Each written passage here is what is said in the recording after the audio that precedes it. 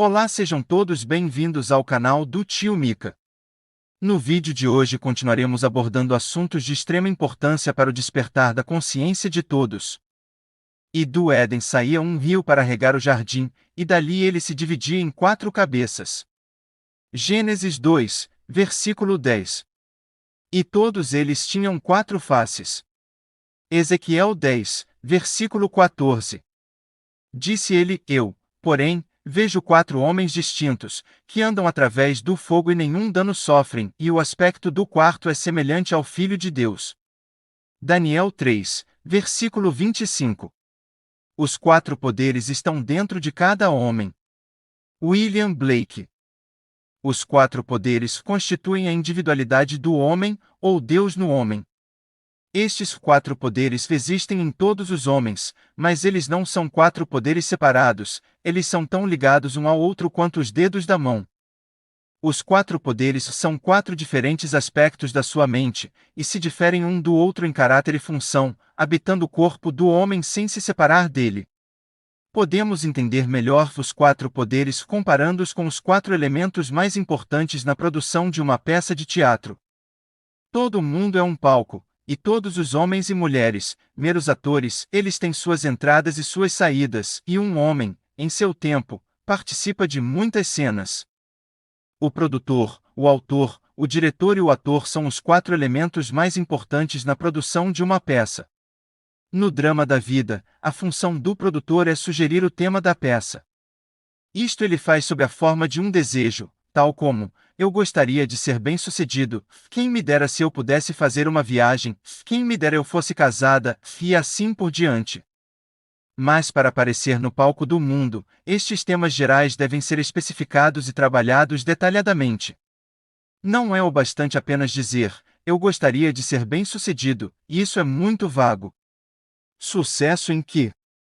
No entanto, o primeiro poder só sugere um tema. A dramatização do tema é deixada para a originalidade do segundo poder, o autor. Na dramatização do tema, o autor escreve apenas a última cena da peça, mas ele escreve em detalhes. A cena deve dramatizar o desejo realizado. Ele mentalmente constrói esta cena o mais próximo possível daquilo que ele experienciaria caso o desejo fosse realizado. Quando a cena está nitidamente visualizada, o trabalho do autor termina. O terceiro poder na produção do jogo da vida é o diretor. A tarefa do diretor é garantir que o ator se mantenha fiel ao roteiro, e fazê-lo ensaiar várias e várias vezes, até que ele realize a cena com naturalidade. Esta função pode ser comparada a uma atenção conscientemente controlada e dirigida, ou uma atenção focada exclusivamente na ação que implicará na realização do desejo. E o aspecto do quarto é semelhante ao Filho de Deus, a imaginação humana, o ator. Este 4º poder performa dentro de si mesmo, na imaginação, a ação pré-determinada que implica na realização do desejo. Sua função não é visualizar e nem observar a ação. Esta função realmente encena o drama, e faz isso várias vezes, até que ela assuma os tons de sua realidade. Sem a visão dramatizada do desejo realizado, o tema continua a ser um simples tema, e repousa para sempre nas vastas câmaras dos temas não nascidos. Sem a cooperação de sua atenção, obedecendo à visão dramatizada da realização do desejo, esta visão não será percebida, e nem atingirá a sua realidade objetiva. Tende em vós o mesmo sentimento que teve Jesus Cristo, que tendo plenamente a natureza de Deus, não julgava como ofensa se igualar a Deus. Filipenses 2, versículos 5 e 6. O drama da vida é um esforço conjunto dos 4 aspectos da alma humana. Tudo que você observa, embora pareça estar fora, está dentro, em sua imaginação, da qual este mundo de mortalidade é apenas uma sombra. William Blake. Tudo o que vemos é uma construção visual artificial, que expressa um tema que foi dramatizado, ensaiado e executado em outro lugar. O que estamos assistindo no palco do mundo é uma construção ótica, concebida para expressar os temas que foram dramatizados, ensaiados e realizados na imaginação dos homens. Os 4 poderes constituem a individualidade do homem, ou Deus no homem, e tudo que ele observa, embora pareça estar fora, são apenas projeções na tela do espaço, construções óticas arquitetadas pelo próprio indivíduo, para informá-lo a respeito dos temas que ele concebeu, dramatizou, ensaiou e executou dentro de si mesmo. A criatura foi feita sujeita à vaidade, para que ela possa tornar-se consciente de sua individualidade e de suas funções, pois com a consciência de sua individualidade e suas funções, ela pode agir de acordo com uma finalidade, ela pode conscientemente ter uma história autodeterminada. Sem consciência, ela age inconscientemente, e clama a um Deus objetivo, para ser salva de sua própria criação. Ó Senhor, até quando eu clamarei, e tu não me escutarás? Mesmo clamando fervorosamente, tu não vens me salvar. Abacuque 1, versículo 2. Quando o homem descobre que a vida é uma peça que é escrita conscientemente ou inconscientemente por ele mesmo, ele deixará a cega autopenitencia de ficar julgando os outros. Em vez disso, ele vai reescrever a peça conforme o seu ideal, pois ele vai perceber que todas as alterações na peça devem ser provenientes da cooperação dos 4 poderes dentro dele. Só eles podem alterar o script e produzir a mudança. Todos os homens e mulheres em seu mundo são meros participantes, que são tão impotentes para mudar a sua peça, como são os atores no palco do teatro para mudar o cenário. A mudança desejada deve ser concebida, dramatizada, ensaiada e realizada no teatro da sua mente. Quando a quarta função, a imaginação, concluir a sua tarefa de ensaiar a versão revisada da peça até que ela seja natural, então a cortina se abrirá sobre este mundo tão aparentemente sólido, e os 4 poderes projetarão o reflexo da peça real sobre a tela do espaço. Os homens e mulheres automaticamente desempenharão os seus papéis para realizar o cumprimento do tema dramatizado. Os participantes, em virtude de suas várias partes no drama do mundo, tornam-se relevantes ao tema dramatizado por você, e porque são relevantes, são trazidos ao seu drama. Eles vão desempenhar os seus papéis, acreditando fielmente que, ao mesmo tempo, foram eles mesmos que iniciaram as cenas que eles participaram. Isto porque, Pai, tu estás em mim, e eu em ti, e eu neles, e tu em mim. João 17, versículos 21 e 23. Eu estou envolvido pela humanidade. Nós somos um. Estamos todos desempenhando as 4 funções, o produtor, o autor, o diretor e o ator no drama da vida. Uns fazem isso conscientemente, outros inconscientemente. É necessário que isso seja feito conscientemente. Somente desta forma poderemos ter a certeza de um final perfeito para a nossa peça. Então, devemos entender por que nós devemos nos tornar conscientes dos 4 poderes do Deus único dentro de nós, para que possamos ter a companhia de Deus como seus filhos. O homem não deve permanecer como homem, seu objetivo mais elevado deve ser, pois Deus, somente a deuses aceitará como companhia. Ângelos Silesius. Em janeiro de 1946, levei minha esposa e minha filha para umas férias em Barbados, nas Índias Ocidentais Britânicas. Sem saber que havia uma grande dificuldade para obter uma passagem de retorno, eu não reservei a nossa antes de sair de Nova York. Após a nossa chegada em Barbados, descobri que havia apenas 2 navios atendendo às ilhas, um vindo de Boston e outro de Nova York. Disseram-me que não havia lugar disponível para eles até setembro. Como eu tinha compromissos em Nova York, logo na primeira semana de maio, eu coloquei meu nome na longa lista de espera para um retorno em abril. Poucos dias depois, o navio de Nova York estava ancorado no porto. Poucos dias depois, o navio de Nova York estava ancorado no porto.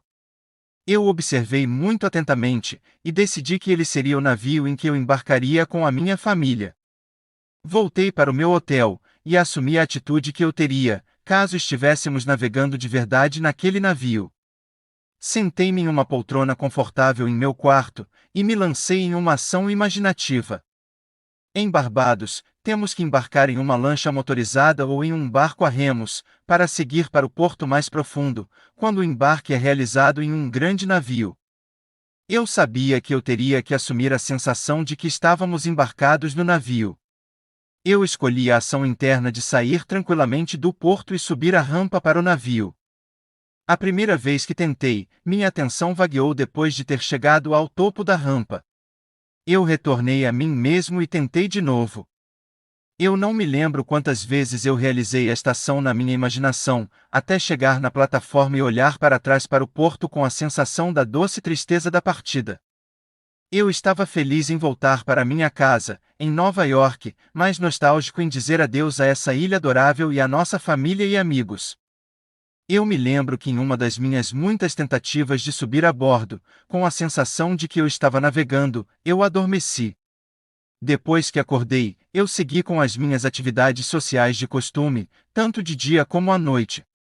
Na manhã seguinte, recebi um telefonema da companhia de navios, pedindo-me para comparecer em seu escritório para buscar os nossos bilhetes para viajar em abril.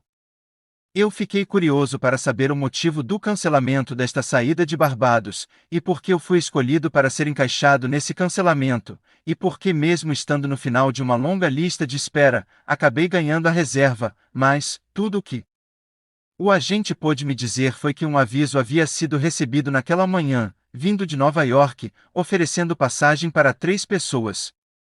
Eu não fui o primeiro a ser chamado pelo agente, mas por razões que ele não soube explicar, aqueles que foram chamados primeiro disseram que no momento eles não poderiam viajar em abril.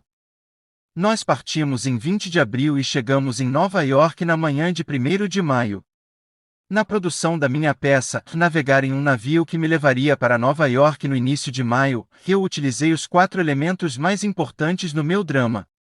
Como produtor, eu decidi navegar em um navio específico em um determinado momento. Na produção da minha peça, Navegar em um Navio que me levaria para Nova York no início de maio, eu utilizei os 4 elementos mais importantes no meu drama.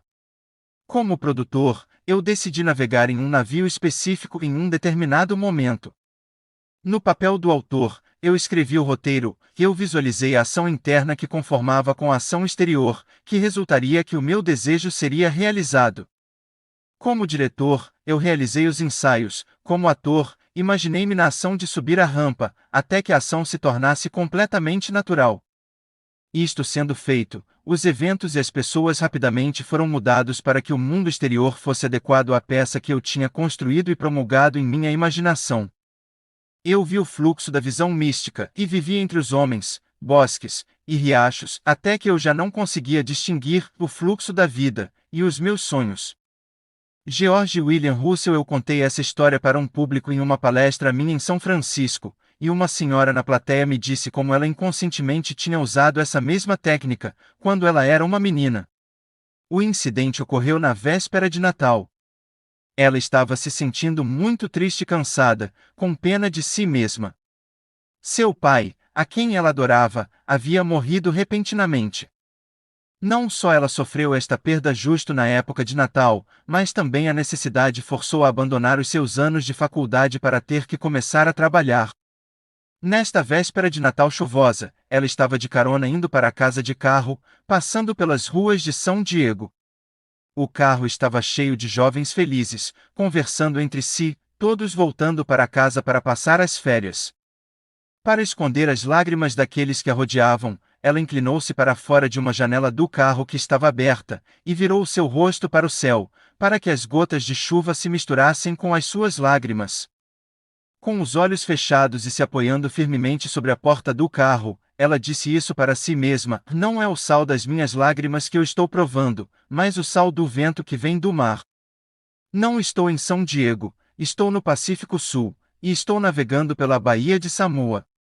Então, olhando para cima, na sua imaginação, ela construiu o que ela imaginou ser o Cruzeiro do Sul. Ela perdeu-se nesta contemplação, e tudo se desvaneceu ao seu redor. De repente, ela estava no fim da linha, em casa. 2 semanas depois, ela recebeu uma carta de um advogado em Chicago, informando que ele estava com $3.000 em títulos americanos destinados a ela. Vários anos antes, uma tia dela tinha ido para a Europa, deixando instruções que estes títulos fossem entregues à sobrinha caso ela não retornasse para os Estados Unidos. O advogado acabava de receber a notícia da morte de sua tia, e agora estava cumprindo as suas instruções. 1 mês depois, essa jovem navegou para as ilhas do Pacífico Sul. Era de noite quando o navio chegou na Baía de Samoa. Olhando para baixo, ela podia ver a espuma branca conforme o navio lavrava através das ondas e lhe trazia o sal do mar com o vento. Um oficial de plantão lhe disse: "Olhe! Lá está o Cruzeiro do Sul." E olhando para cima, ela viu o Cruzeiro do Sul, da mesma forma como antes ela havia imaginado.